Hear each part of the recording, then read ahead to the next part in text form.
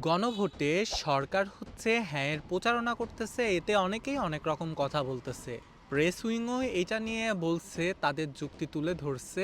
আমিও বলি আর কি, আসলে এই সরকারটাকে বসানো হয়েছে কিসের জন্য? সংস্কারের জন্য।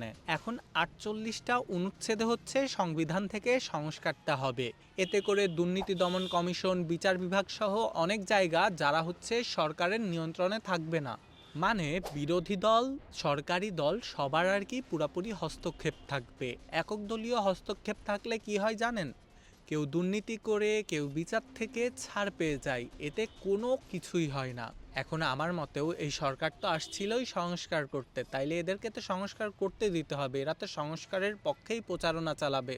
আরও একটা কথা বলি, যে কয়টা বড় বড় দল আছে সবাই কিন্তু হ্যাঁ এর দিকে, না এর দিকে কিন্তু কেউই নাই। তার মানে যারা নির্বাচন করতেছে, এতে করে যদি সরকারও হ্যাঁ এর দিকে প্রচারণা করে, এতে কি কোনো ভুল আছে? আমরা সবাই গণভোটে হ্যাঁতে সিল দিই।